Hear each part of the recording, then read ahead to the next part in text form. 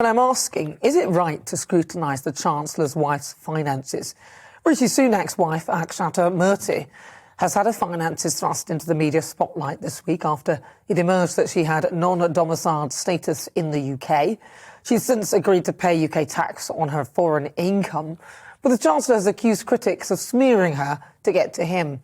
But as Murthy is a private citizen, I want to ask if it's really right, actually, that we should be able to look at her assets, and especially as she is not actually in the government. So I'm joined now by former Liberal Democrat MP and friend of the show, Lembit Opik. Lembit, hello and welcome. So let's talk about that. Yes, because we're going to scrutinise you now, because you were an MP, and your personal life, and of course everything was sort of out there.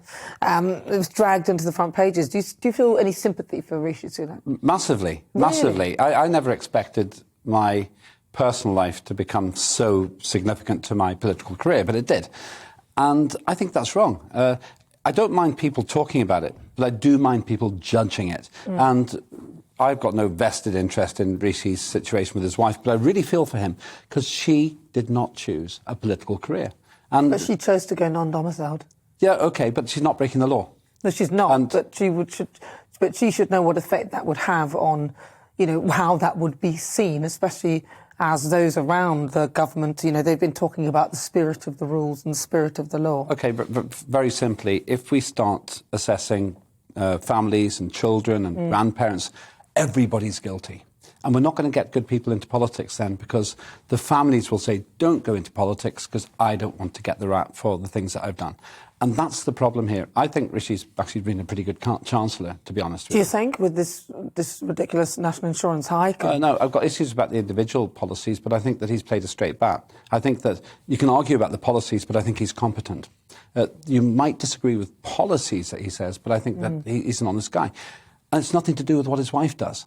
If we decide... But if he's an honest guy, like you said, OK, so in the minister's interest, he didn't declare, and he would have known that he should do, that his wife had a share in that company in Emphasis, and she had a 1% share, which clearly was something that he should have declared in the ministerial interest, and he didn't.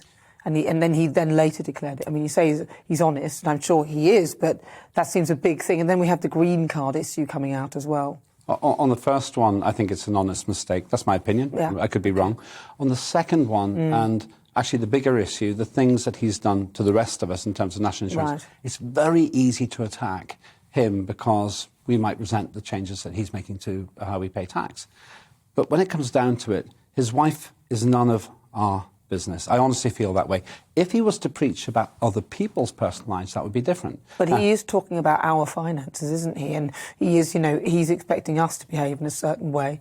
So we have to be honest and open about our finances and any vested interests, in a sense. So, so I'm wondering how he thought that would go down well. Fair point. But if you had a partner who was... I don't, by the way. Nobody wants me. No, we all want it. Your phone's going to go wild now you said that. But let's assume that 1,000 suitors are all in the non-domicile status. It's none of GBNews' business. It's none of the viewer's business, what you do outside the studio. And I actually feel the same about politics. It is sort of. I mean, if I do things that are bad and it comes across, or I'm dishonest in some way, or it appears that I've broken some sort of rule. I'll hold you up on that one. There's nothing dishonest in this situation. No, but I said, or one of the alternative ones I offered, or it appears, that I've misled in some way or not said something, even if I have or I haven't. I put 3 scenarios there. And that's why I'm sympathetic to Rishi Sunak, because I never did anything dishonest about going out with the cheeky girl, but it defined me. And so what exactly happened there? Go on, tell us. I'll tell you after the water. No, tell us a little bit. Not all I met her. I had an honest, I think, very loving relationship with her, and it ended. That's what happens to millions of people. So what happened in terms of the media and everything? I naively believed that people could separate my political life from my personal life, my intimate life, if you like. But no, that's not what happened. So I got judged by who I was going out with. Now, I'm concerned that Rishi's going to be in the same situation. What his wife does is nothing to do with us. And I feel very strongly about this. If she was breaking the law, that would be different. If she was cheating the system or even guilty of sharp practice, that would be different. But none of that's true.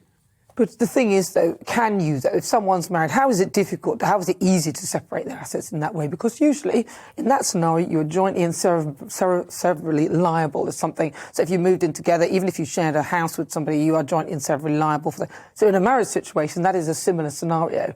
Now, you've seen how people like Vladimir Putin is able to, OK, well, we'll move the ownership of that thing to one of my children or to my ex-wife, or I'll put that in somebody else's name to potentially conceal the fact that if you're going to come and take his assets or whatever, that they don't belong to him. The problem, I'm just putting forward the scenario, that if that is the case for certain things, so in the case of this company, which obviously she takes the dividends from the company, it's not his company, but it is a family-owned asset in a sense because they're a family, he will benefit in some respect from that, so he should declare it. So other things that are, where he might benefit, that should also be declared. He made a mistake by not declaring something, and I honestly think that was a genuine mistake.